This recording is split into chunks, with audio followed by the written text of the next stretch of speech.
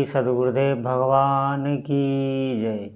श्री सीताराम सरकार की जय। श्री राधारमण लाल की जय। श्री गौरी शंकर महादेव की जय।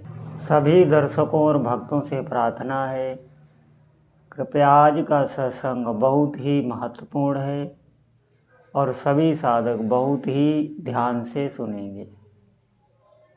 अगर वास्तविक हमें सुख की कामना है, दुखों से हम छूटना चाहते हैं, तो आपको जीवन में साधना करनी होगी। साधना से ही हमारे इस स्थूल शरीर, इस सूक्ष्म शरीर, इस कारण शरीर, ये तीनों की पवित्रता आ जाती है। निश्चित मानिए, तभी हमें भगवत साक्षात्कार होता है।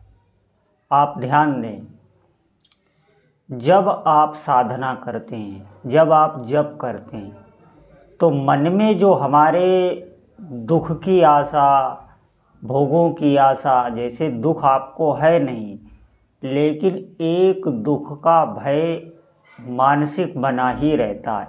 कभी भी आप पूर्ण रूप से निर्भय नहीं हो पाते। सब कुछ आपके पास है, फिर भी भय बना हुआ है। निश्चित आप ध्यानपूर्वक सुनेंगे तभी आपकी समझ में आएगा। ऐसा क्यों? देखिए, कई जन्मों का इस जीव के भीतर संस्कार होता है, जो वर्तमान में अभी रूप धर के नहीं आया। रूप धरने का मतलब है आपके शरीर पर कोई कष्ट नहीं आया, जागतिक कोई बड़ा कष्ट नहीं आया, लेकिन मानसिक क्लेश बना हुआ है। उस पाप का एक अंश मानसिक क्लेश आपको लगातार देता रहता है। अभी वो आने वाला है। हम कभी भी जीवन में ये अनुभव नहीं करते कि हमारी भी मृत्यु आएगी, हमें भी कोई इतना बड़ा संकट आगे आ सकता है, कोई ऐसी आपदा आ सकती है। बिल्कुल हम निश्चिंत बने हुए हैं। सबसे बड़ी दुख की बात यही है, साधक कभी निश्चिंत नहीं होता।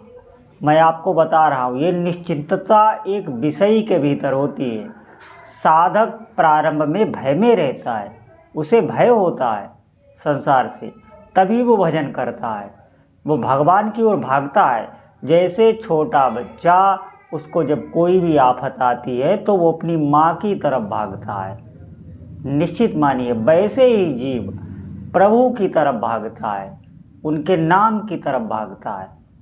हर जीव को एक जीने का आश्रय चाहिए होता है। आप देखना, कभी भी मन बिना कोई आश्रय के एक पल भी नहीं टिकता। कुछ ना कुछ आश्रय, कोई वस्तु, कोई व्यक्ति, कोई स्थान, कुछ ना कुछ आप देखना, ये आश्रय ढूंढता रहता है, तभी ये नाम में नहीं लगता। आश्रय, आप कहने का मतलब आप ये समझें, जागतिक में जैसे आप कोई मित्र बनाते हैं, किसी से व्यवहार बनाते हैं, वो आप आश्रय ही ढूंढ रहे हैं। मित्र रूप में, व्यवहार रूप में, पति रूप में, पत्नी रूप में, जितने भी संबंध हमने बनाए हैं, हम अनंत काल से कोई न कोई आश्रय ही ढूंढते रहे। कभी भी हमने भगवान के नाम को अपना आश्रय, अपना मित्र नहीं बनाया। आप बना के देखें। इस जीवन में आपको समय मिला है, बहुत अच्छा अवसर भी भगवान ने दिया है।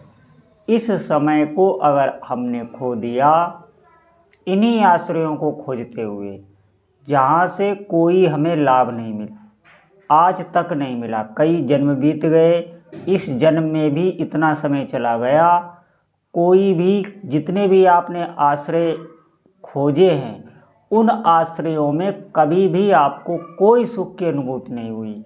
सिर्फ भ्रम बना हुआ है कि मिलेगा, मिलता नहीं है, मिल सकता ही नहीं। क्योंकि इस दुखालय संसार में किसी भी जीव को शांति और सुख का अनुभव हो ही नहीं सकता। ये केवल उसकी बुद्धि में एक भ्रम बैठा हुआ है। अनंत काल तक जो उसने भोग भोगे हैं, उसके भीतर जो संस्कार हैं, उन संस्कारों के बल पर ही वो ऐसा सोचता रहता है, वही उसका चिंतन बना रहता है। ये सब बुद्धि तक सीमित है। और हम जिस भगवान के नाम की, मधुर नाम की, परम प्रिय नाम की बात कर रहे हैं, वो इस बुद्धि से परे, बुद्धि तर्क से भगवान के नाम के बारे में सोच ही नहीं सकती। उसकी महिमा का गान कोई भी जीव नहीं कर सकता, कितना ही बड़ा क्यों न नाम जापक हो। मैं सच आपको बता रहा हूँ, भगवान के नाम की महिमा का एक अंश भी कोई जीव अपनी इस जबान से वर्णन नहीं कर सकता। अद्भुत महिमा है भगवान के नाम की। अब आप कहेंगे हमें तो कुछ अनुभव नहीं हो रहा। आपको कुछ भी अनुभव नहीं हो सकता अगर आपको विश्वास नहीं है।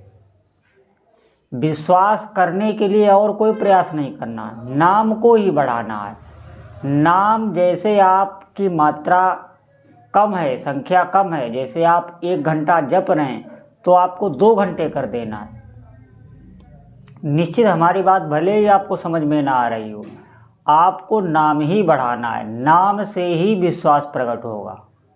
और विश्वास का कहीं कोई ग्रंथ नहीं पढ़ना, कोई पोथी नहीं पढ़नी। कोई भी जीव भगवान के नाम का आश्रय लिए हुए है, भगवान का नाम जब निरंतर कर रहा है, तो एक बात अपने उसे दिमाग में बैठा लेनी चाहिए कि अब आपके जीवन में जो भी हो रहा है, जो भी घटना घट रही है, जो भी व्यक्ति आ रहा है, कोई वस्तु आ रही है, आपके जीवन में जो भी होगा वो वहाँ से पास होके तब आपके सामने प्रकट होगा।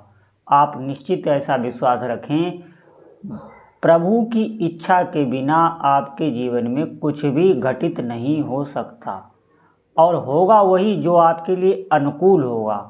आपका नाम ना छूटे, ये एक बहुत बड़ी, मैं आपको बात बता रहा हूँ, ऐसा होता है। जो भी अच्छे साधक होंगे वो हमारी बात को समझ रहे होंगे।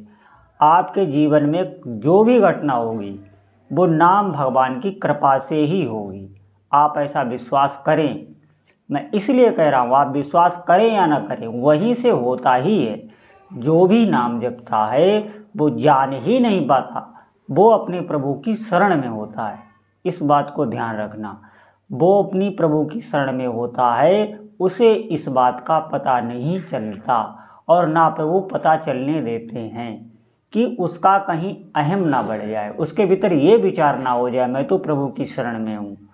निश्चित मानिए, जो भी आपके जीवन में होगा वो प्रभु की मर्जी से ही होगा और आपके अनुकूल होगा। उसका परिणाम बहुत अच्छा होगा। ये बात आपको समझ में तब आएगी जब, जैसे आपके समय कोई प्रतिकूल है, आप भगवान नाम जप कर रहे हैं, आपके समय बहुत प्रतिकूल है, आपको नहीं समझ में आ रहा कि ये क्या हो रहा है, आप बार बार आपकी दृष्टि अपने इष्ट देव की तरफ जा रही है कि पता नहीं प्रभु क्या कर रहे हैं, क्या उनकी इच्छा है, अभी आपके समझ में नहीं आ रहा है, लेकिन हो रहा है वो आपके अनुकूल ही। आपका नाम नहीं छूटेगा। कभी भी प्रभु ऐसा कष्ट नहीं देंगे जो आप सह न सकें, ये बात ध्यान रखना।